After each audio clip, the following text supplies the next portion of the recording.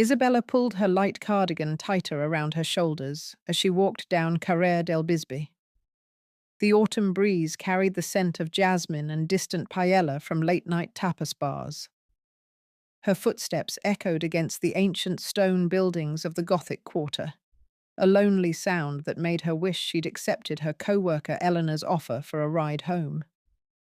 The street lamps cast pools of amber light on the cobblestones, creating long shadows that stretched across her path.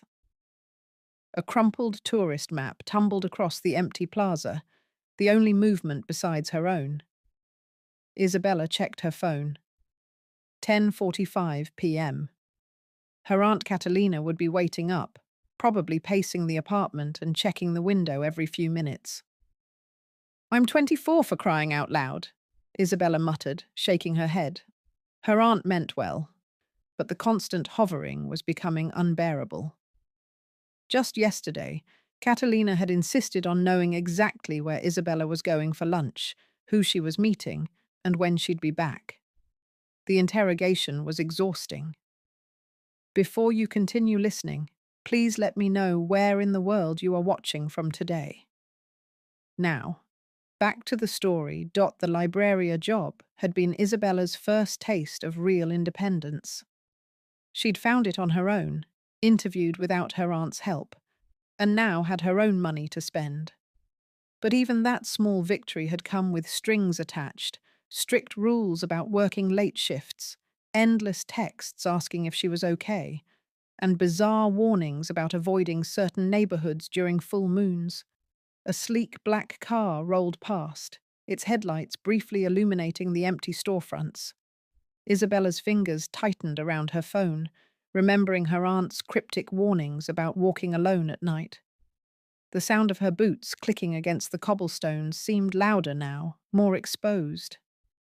"I could have been living in the university dormitories," she thought to herself, remembering the acceptance letter to Universidad de Barcelona she'd turned down to stay close to home.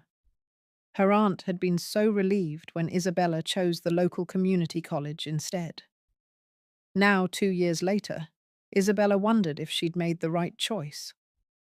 The wind picked up, rustling through the palm trees that lined the plaza ahead. The traffic light changed from green to red, though there were no cars waiting. A low growl rumbled somewhere in the distance, making her jump. Isabella laughed nervously at herself, but the sound died in her throat as she heard footsteps behind her. Not normal footsteps, something heavier, more purposeful, with an inhuman rhythm. Her heart began to race. "Don't panic," she told herself. "Just keep walking." But her legs felt wooden, her steps uneven. The footsteps, or were they paw steps, grew closer. Isabella reached for the pepper spray her aunt had forced her to carry, fumbling with her purse. The small canister slipped through her trembling fingers, clattering to the cobblestones. As she bent to retrieve it, a shadow fell across her. Looking up, Isabella found herself staring at someone who seemed to fill her entire field of vision. A woman stood before her, wearing tattered clothes that had once been elegant, her face partially hidden behind waves of dark, disheveled hair. In the dim light, Isabella could see the intensity in her eyes, one amber, one pale silver, as they locked onto hers with desperate urgency. But what struck Isabella most was the scent. Something wild and earthy, mixed with rain and pine forests, that made something deep inside her chest ache with inexplicable recognition. Before Isabella could scream or run, the stranger spoke in a low, urgent voice that carried both authority and fear. "You're in danger. Pretend I'm your mate." Isabella froze, her hand still reaching for the pepper spray as the words sank in. The stranger's piercing, mismatched eyes held hers, and in that moment, despite her ragged appearance and the impossibility of what she was saying, Isabella saw something that made her hesitate, something that looked like genuine terror, mixed with fierce protectiveness. The stranger's words hung in the air like a cold mist. Isabella's heart hammered against her ribs as she stared at the woman before her. This couldn't be real. Mates were werewolf mythology, stories her aunt dismissed as nonsense whenever Isabella asked questions. But the way this stranger looked at her, the way Isabella's own body reacted to her presence. What? Who are you? Isabella's voice quivered, despite her attempt to sound confident. She took a small step backward, her fingers clutching her phone tighter. No time to explain. The woman's voice was rough, like she hadn't spoken in days, but not threatening. Just stay close to me. Act like we're together. She moved closer, and Isabella caught the metallic scent of blood mixed with that intoxicating wild fragrance. Then Isabella saw what had terrified the stranger. Emerging from the shadows of the narrow alleyway across the plaza were three massive shapes, too large to be dogs, moving with predatory grace. Their eyes glowed an unnatural crimson in the darkness, fixed directly on Isabella. The rejected Omega stepped protectively in front of her, and Isabella felt a strange warmth spread through her chest, like invisible threads connecting them. "They can't know you're unclaimed," the stranger whispered, "if they realize you don't have a mate's protection." She didn't finish the sentence, but the fear in her voice said enough. The creatures began to circle them, their growls vibrating through the ancient stones. Isabella's rational mind screamed that this was impossible, that werewolves weren't real, that she should run. But her body knew differently. Something ancient and buried deep inside her responded to the danger, to the Omega's protective stance, to the mate bond she didn't understand, but couldn't deny. "Do you trust me?" the rejected Omega asked, her voice barely audible. Isabella looked into those mismatched eyes and made a choice that would change everything. Yes. The moment Isabella spoke, the Omega grabbed her hand, and Isabella's world exploded in sensation. Heat flooded through her veins, her vision sharpened until she could see every detail in the darkness, and for the first time in her life, she felt her own eyes begin to glow with an inner golden light. The rejected Omega smiled grimly as the creatures advanced. "Hold on to me," she commanded. "Your wolf is waking up, and this is going to be one hell of a first shift." Isabella jolted awake to the shrill ring of her phone. Sunlight streamed through her bedroom window, creating patterns on her rumpled sheets. Her aunt's name flashed on the screen, and she answered with a groggy hello. "Isabella, are you okay?" Catalina's voice crackled through the speaker, tight with worry. Sarah sat up, rubbing sleep from her eyes. "Yeah, Tia, I'm fine. Why wouldn't I be? I had a feeling." Catalina's breath hitched slightly. "Did anything unusual happen last night?" The memory of the rejected Omega and those glowing red eyes flooded back. Isabella's hand tightened around her phone. Should she tell her aunt? But that would only make her more protective, more controlling. "Nothing happened, Tia. Just the usual walk home from work." The lie felt heavy on her tongue. "Are you sure? Because I could drive you to work from now on, or maybe you could look for a job closer to home." Catalina's words tumbled out faster now, almost desperate. Isabella swung her legs off the bed, frustration building in her chest. "Tia, we've talked about this. I'm 24. I can handle walking a few blocks." I know. It's just—" Catalina paused. "Promise me you'll be careful. I promise." Isabella ended the call and got ready for work, trying to shake off her aunt's anxiety. But something about her aunt's tone nagged at her. It was different today, more urgent than her usual worry. The morning air was crisp as Isabella walked to the libreria, her boots clicking against the sidewalk. She'd almost convinced herself that last night was just a strange dream, when a familiar figure stepped out from around the corner. The rejected Omega stood there, looking less intimidating in the daylight, but still commanding attention. Her clothes were clean now, a simple black jacket over dark jeans, and her mismatched eyes caught the morning sun. "Morning," she said, falling into step beside Isabella, as if this was perfectly normal. Isabella's steps faltered. "Are you following me? Just making sure you're safe." The Omega's eyes scanned the street, a habit Isabella had noticed last night. "Your bloodline would have wanted that." Isabella stopped dead in her tracks. "My bloodline?" Her voice came out sharper than intended. "What do you know about my family?" The Omega turned to face her, her expression softening. "I knew them pretty well, actually." The world seemed to tilt slightly. Isabella's parents had died when she was young. "A fire," her aunt had said. She had so few memories of them, just fragments, really. A warm laugh, gentle hands braiding her hair, the smell of old books and vanilla. "That's impossible," Isabella said, taking a step back. "You're lying." "I'm not," the Omega replied quietly. "But this isn't the time or place to explain." Isabella shook her head, her thoughts spinning like autumn leaves in a storm.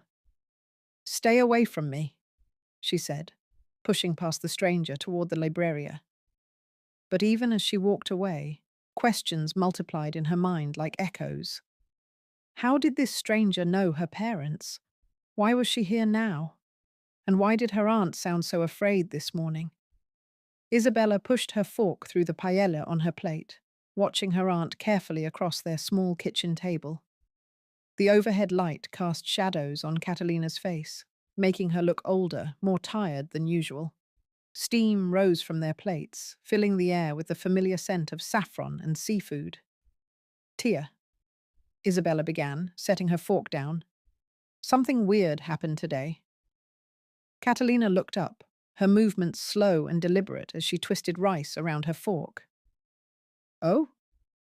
"I ran into someone, a woman named Luchia." Isabella watched her aunt's hand freeze mid-motion. She said she knew Mama and Papa. The fork clattered against Catalina's plate. She quickly picked it up, wiping non-existent sauce from the tablecloth. "There are lots of people who might have known your parents, Carino, but this felt different." Isabella leaned forward. She seemed to know things, personal things. Catalina's shoulders tensed. What exactly did this woman say? "Not much, but then there's nothing to discuss." Catalina cut her off, her voice sharp. "Your parents knew many people through their work.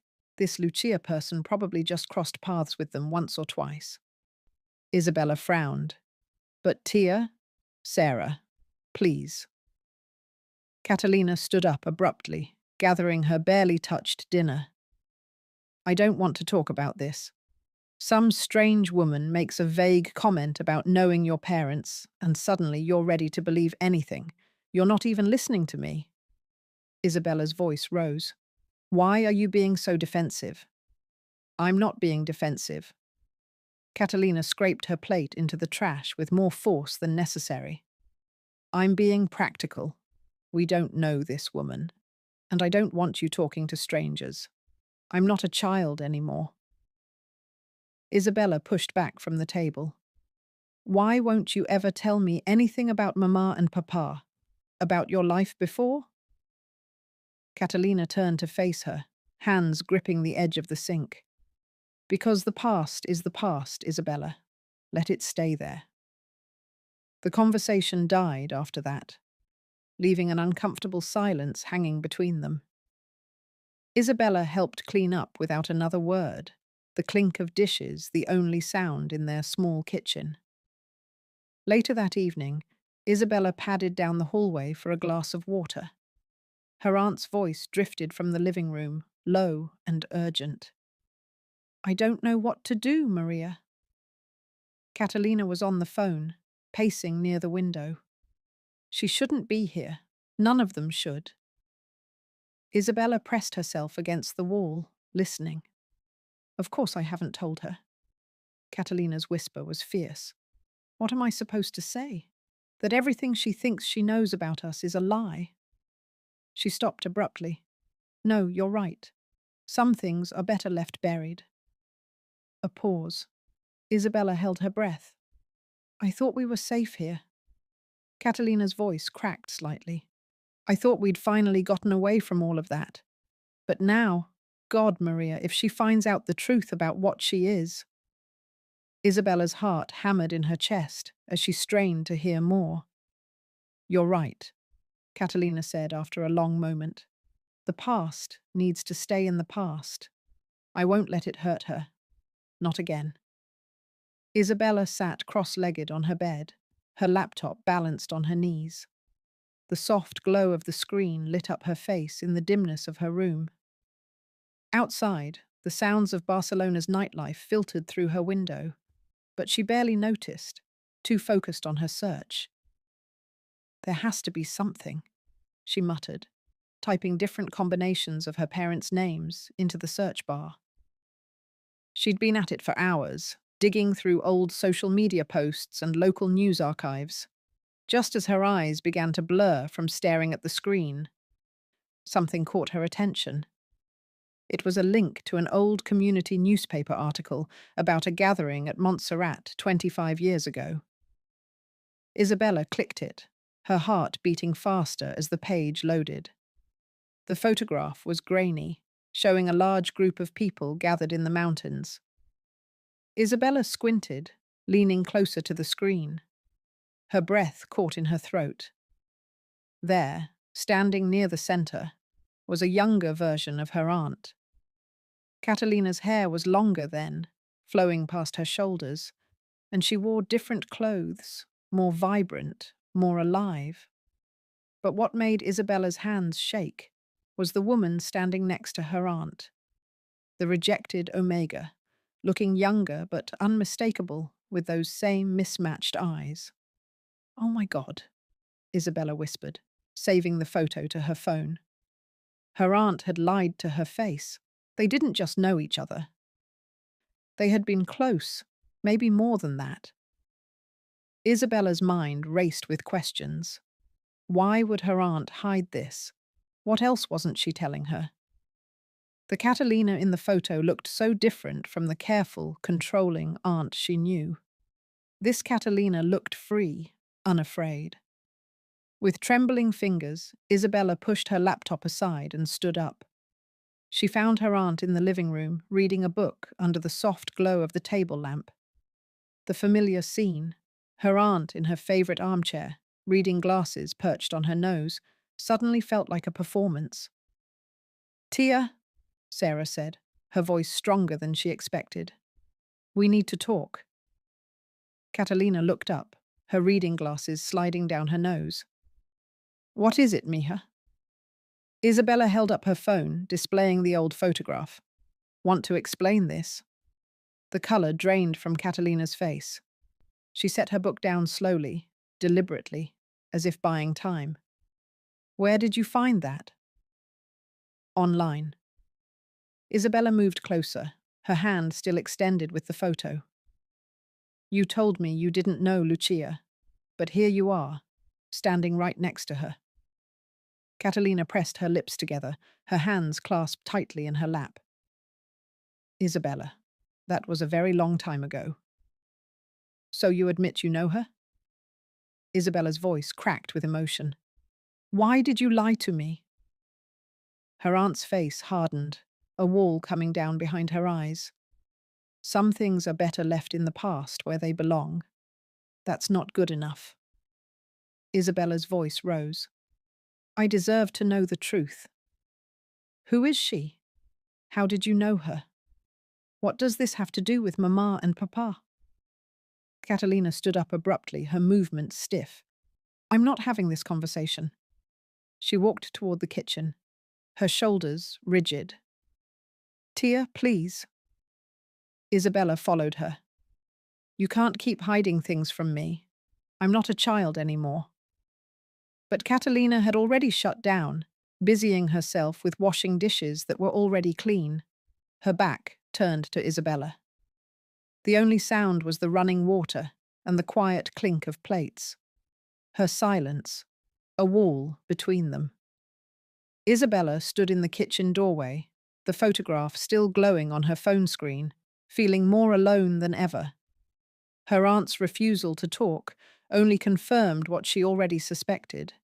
There was much more to this story than anyone was willing to tell her, and whatever it was big enough that Catalina would rather lie than face it. The morning sun painted the sky in shades of orange and pink as Isabella made her way to Park della Ciutadella. She'd received a text from Luchia late last night, just a simple message with a location and time. Against her better judgment, and without telling her aunt, Isabella had agreed to meet. She found Luchia sitting on a bench near the fountain, feeding pigeons from a paper bag. In the soft morning light, the rejected Omega looked less mysterious, more human. She wore the same black jacket, but her mismatched eyes seemed gentler somehow. "You came," Luchia said, looking up as Isabella approached. "I almost didn't." Isabella sat down, keeping some distance between them. "But I need answers." Lucia scattered the last of the breadcrumbs and turned to face her fully. "What do you want to know?" "Everything. Why you're here. How you know my family. Why my aunt is lying to me." Isabella's voice was steady, but her hands trembled slightly. Lucia took a deep breath, her gaze drifting to the fountain.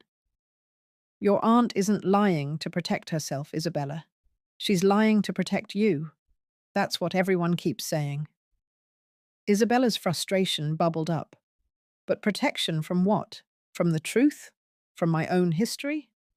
"From people like me," Lucia said quietly. "From the world your parents died trying to leave behind." Isabella felt her chest tighten. "What are you talking about?" Lucia turned to meet her eyes. "Your parents weren't killed in a fire, Isabella. They were murdered by someone who wanted to make sure their bloodline ended with them." The words hit Isabella like a physical blow. She stood up, taking a step back. "No. Tia said it was an accident, a gas leak or something. Your aunt told you what she thought you needed to hear." Lucia remained seated, her voice calm but firm. "The truth is much more complicated and much more dangerous. That's why she's kept you hidden all these years. Why she's tried so hard to keep you away from people like me." Isabella's mind reeled. This couldn't be true. Her whole life, everything she'd been told. "I don't believe you," she said, but her voice lacked conviction. "You don't have to believe me yet," Lucia replied. "But ask yourself this. Why does your aunt panic every full moon? Why does she forbid you from certain parts of the city? Why did she react the way she did when you mentioned my name?" "Because she knew. She knew exactly who I was and what finding me would mean for you." "What does it mean?" Isabella whispered, sinking back onto the bench. "It means the past your aunt has been running from for 24 years has finally caught up with you both." Lucia's mismatched eyes held sympathy and something else, determination. "And the people who killed your parents? They're still out there, and now they know about you." Isabella's phone buzzed in her pocket. A text from her aunt. "Where are you? Come home immediately. It's not safe." Isabella stared at the message, then at Lucia, then back at her phone. For the first time in her life, she didn't know which way to turn or who to trust. Isabella's hands trembled as she sat across from Lucia in the small safe house tucked away in the Gracia district. Maps and old photographs were spread across the weathered wooden table between them, yellowed with age and marked with various locations throughout Barcelona and beyond. "The ancient Alpha Council meets at the Sanctuary de Saint Joan," Lucia said, pointing to a spot on the map. "It's neutral ground." Sacred territory where no wolf can shed blood without facing exile from every pack in Spain. Her voice was steady, but Isabella noticed the slight tension in her jaw. "Are you sure this is the only way?" Isabella asked, studying the determined set of Lucia's mismatched eyes. She knew the answer before the rejected Omega spoke. "As long as Raphael thinks he can eliminate your bloodline without consequences, he'll never stop." Lucia straightened up, her shoulders squared. "We need to expose him before the council. Show them what he's done, what he's planning to do. We need to prove that you're not a threat, but the rightful heir they've been waiting for." Isabella nodded, remembering the fear in her aunt's voice over the phone earlier that morning. "Tia doesn't need to know about this plan yet. Catalina doesn't need to carry this burden alone anymore," Lucia said softly. "Sometimes protecting someone means letting them fight their own battles." They spent the next hour going over the details. The sanctuary had 2 main entrances and a hidden passage through the old monastery ruins. Lucia knew the layout by heart. She'd spent years studying it, preparing for this moment. "Remember what I've taught you," Lucia said, demonstrating a defensive stance. "Your Omega influence isn't about force. It's about connection, about making others feel what you need them to feel. Keep your intention clear. Stay grounded in your purpose." Isabella mimicked her position, feeling the energy thrumming beneath her skin that weeks of awakening had begun to unlock. The training had changed her, not just in ability but in understanding. She felt more complete, more aware of the ancient power that ran through her veins. "We're not looking for a fight," Lucia reminded her. "This is about showing strength through truth. Raphael needs to understand that the past is done, that the prophecy doesn't have to end in bloodshed." As they gathered their things, Isabella noticed Lucia checking her phone repeatedly, her jaw clenched each time she looked at the screen. "Something wrong?" Isabella asked. "Just checking for updates from my contacts," Lucia said. But Isabella could tell she was worried. She'd learned to read the rejected Omega's expressions over the past weeks, the slight furrow between her brows, the way her eyes narrowed when she was concerned about danger. They loaded up Lucia's old seat with supplies, flashlights, a first aid kit, and other essentials. The weight of what they were about to do settled over them like a heavy blanket. Isabella thought about her aunt, probably at the apartment right now, unaware of their plans. The guilt gnawed at her, but she pushed it aside. As they walked toward the car, a shadow moved at the edge of the alley. Before Isabella could shout a warning, 3 men emerged from behind the parked vehicles. She recognized one of them from the night at her apartment, Raphael's enforcers. Lucia immediately pushed Isabella behind her, but 2 more men appeared from the other direction. They were surrounded. "Quite the plan you're making," one of the men sneered, cracking his knuckles. His eyes glowed a faint red in the dim light. "Too bad you won't make it to the council." Isabella's heart raced as she remembered Lucia's teachings. Stay calm, assess the situation, look for openings. She shifted her weight slightly, preparing herself. The first punch came without warning, a quick jab aimed at Lucia's face. She blocked it, but another attacker moved in from the side. Isabella saw the glint of metal in one man's hand, a silver blade. Without thinking, Isabella stepped forward. She felt something surge up from deep within her chest, a power she'd only touched in training. Her voice came out different, layered with an authority that made the air itself vibrate. "Stop." The word hung in the space between them like a physical force. 3 of the attackers froze mid-motion, their bodies locked in place, eyes wide with shock. The Omega influence had worked, stronger than she'd ever managed before. But the man with the silver blade had been too far away, outside her range of influence. He lunged forward, the weapon aimed at Lucia's exposed side. "No!" Isabella screamed, and the surge of power came again, this time like a shockwave. The attacker stumbled backward, the blade clattering to the pavement, but not before it had grazed Lucia's arm, leaving a smoking line of burned flesh where the silver had touched. Lucia hissed in pain, but didn't falter. She grabbed Isabella's hand. "Run!" They sprinted to the car, Isabella's influence breaking as her concentration shattered. The attackers recovered quickly, shouting behind them, but Lucia had already started the engine. Tires squealed as they pulled away, leaving Raphael's men in a cloud of exhaust and fury. "We need to get you somewhere safe," Isabella insisted, her voice shaking as she saw blood seeping through Lucia's jacket sleeve. The silver wound was already turning black around the edges. "I'll be fine," Lucia managed through gritted teeth, her face pale. "Silver burns, but it won't kill me. Not from just a graze. But we can't go to the sanctuary now, they'll be waiting." Isabella pulled out her phone with trembling hands, calling the only other number she could think of. Her aunt answered on the first ring. "Tia, we need help. We were attacked.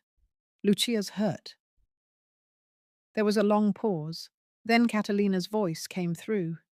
Different now, harder and more resolute. "Bring her to the old warehouse on Cara de Zamora. I'll meet you there." 20 minutes later, they pulled up to a dilapidated building on the edge of the industrial district. Catalina was already waiting, and she wasn't alone. 2 other women stood with her, both with the same otherworldly presence that Isabella had come to recognize in Lucia. Inside, Catalina cleaned Lucia's wound with practiced efficiency, while Isabella watched in stunned silence. Her aunt moved with a confidence she'd never seen before, commanding and certain. "You should have told me what you were planning," Catalina said, not looking up from her work. But her voice held no anger, only tired acceptance. Before either of them could respond, the warehouse door burst open. A tall man strode in, flanked by guards. Rafael El Cazador Santos. His presence filled the room with menace, his eyes the color of old blood. "How touching," he said, his voice smooth as poisoned honey. "The whole family together at last." Catalina positioned herself between Raphael and Isabella, but the alpha just smiled. "I'm not here to fight," he said, raising his hands in mock surrender. "I'm here with a proposition." He turned his gaze to Isabella, and she felt the weight of his alpha dominance pressing against her. "Reject whatever bond you think you have with the rejected Omega. Leave Barcelona, and I'll spare you. Your bloodline ends quietly, peacefully. No one else has to die." Isabella felt Lucia tense beside her, felt the pull of their connection, the mate bond that had been growing stronger every day. "Why?" Isabella demanded, her voice stronger than she felt. "Why do you want my family dead?"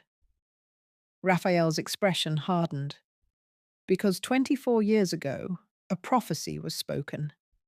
It said that a child born of royal Omega blood and Beta strength would either unite the Spanish Pax under a new lunar queen or destroy our entire hierarchy. Your parents were fools who believed in destiny. I simply made sure that destiny never came to pass." The truth hit Isabella like a physical blow. "You killed them, my parents. You murdered them because of a prophecy." "I eliminated a threat," Raphael corrected coldly, "and I would have eliminated you too, if your aunt hadn't hidden you so well." He glanced at Catalina with grudging respect. "But now you've surfaced, and the prophecy is trying to fulfill itself through you, and this rejected Omega who thinks she can claim you as mate." Something inside, Isabella snapped. The power she'd been learning to control surged up like a tidal wave. Her eyes blazed gold. And when she spoke, her voice resonated with an authority that made the windows rattle. "You'll never touch my family again." The glass in the warehouse windows shattered outward in a spectacular cascade. Raphael's guards stumbled backward, and even the Alpha himself took a step back, genuine surprise flickering across his face. But he recovered quickly, that cold smile returning. "Impressive. Perhaps you do carry the power the prophecy spoke of." He turned toward the door, then paused. "The full moon rises in 3 days, Pequena Omega. That's when the prophecy says you'll either ascend or die. Choose wisely whom you trust." With that, he was gone, leaving only the echo of his warning and the sound of broken glass crunching under their feet. Isabella turned to Luchia, feeling the mate bond pulling her closer, a warmth that cut through her fear. But doubt crept in around the edges. Could she really become what the prophecy claimed? Could she trust herself with that kind of power and responsibility? 3 days. She had 3 days to decide not just her own fate, but the fate of every wolf in Spain. The full moon hung heavy and silver over the sacred grove of Montjuic, casting long shadows through the ancient olive trees. Isabella stood at the edge of the clearing where, 24 years ago, her parents had taken their last breaths. Lucia was beside her, silent and watchful. And for the first time in Isabella's life, Catalina stood with them not as a fearful guardian, but as a warrior ready to face the past. "It's time you knew everything," Catalina began, her voice steady despite the tears gathering in her eyes. "Your mother, Elena, was the last pure royal Omega in Spain. The prophecy didn't just speak of uniting packs. It spoke of a child who would either heal our fractured world or burn it to ash. Your parents believed you were meant to heal. Raphael believed you would destroy, so he destroyed them first." Isabella felt Lucia's hand slip into hers, grounding her as her aunt continued. "The prophecy says that on the night of your 24th full moon after awakening, you must accept your true mate bond to unlock your full Omega power. Without it, the power will consume you. With it, you become what you were always meant to be." "And if I refuse?" Isabella whispered. "Then Raphael wins." Catalina's voice broke. "And everything your parents died for, everything I've sacrificed to keep you safe, it all means nothing." A rustling in the trees made them all turn. From the shadows emerged dozens of wolves, their eyes glowing in the moonlight. But these weren't Raphael's rogues. These were members of the hidden, loyal packs, wolves who had been waiting in secret for this moment. At their head walked an enormous silver wolf with eyes like molten amber. As Isabella watched, the wolf shifted, bones restructuring, fur receding, until a man stood before them, tall, commanding, with those same striking eyes. "Alejandro Valdez," Lucia said quietly, "the true Alpha King."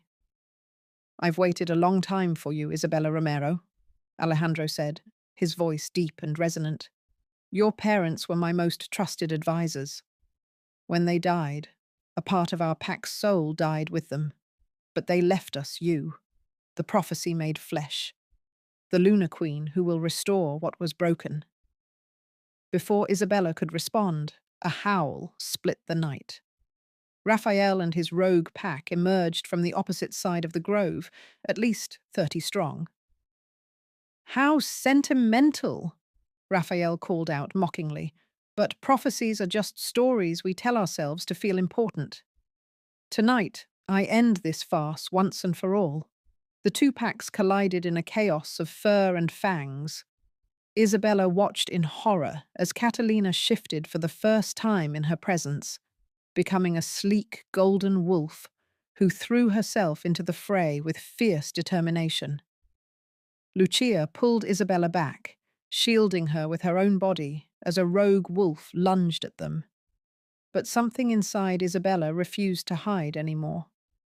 The power she'd been afraid of, the destiny she'd been running from, suddenly felt not like a burden, but like coming home.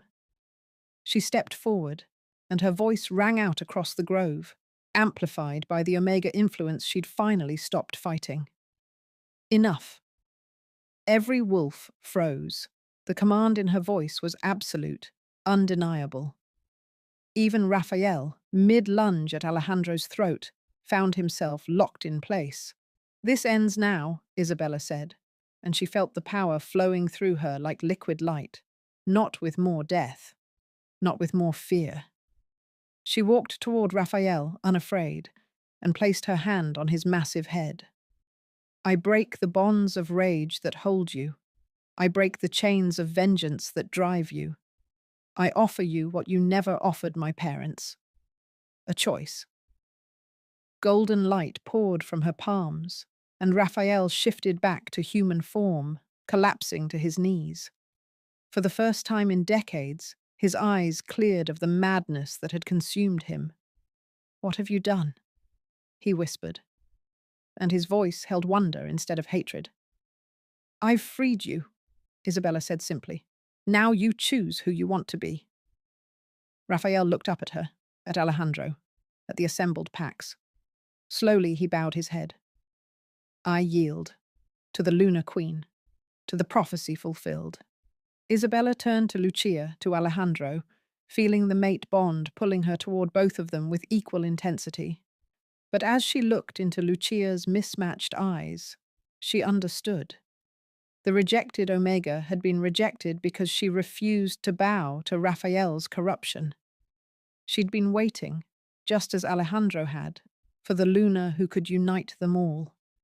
Under the full moon, with both packs as witnesses, Isabella accepted the mate bond, not just with one, but with the balance they represented, the rejected Omega and the Alpha King, the outcast and the royal. Together they were complete. Light exploded from the three of them as the bond locked into place. Isabella's full Omega power awakened, washing over the grove in waves of healing energy.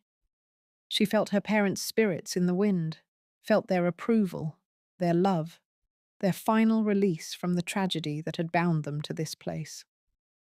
3 months later, Isabella stood on the balcony of the royal palace in Madrid, wearing an elegant gown of silver and gold. Luchia stood on her left, Alejandro on her right, and below them, hundreds of wolves from every pack in Spain raised their voices in celebration. "My people," Isabella began, her voice carrying to every corner of the plaza. "We have been divided by fear for too long. Tonight, we choose unity. Tonight, we choose love over vengeance. Tonight, we become whole."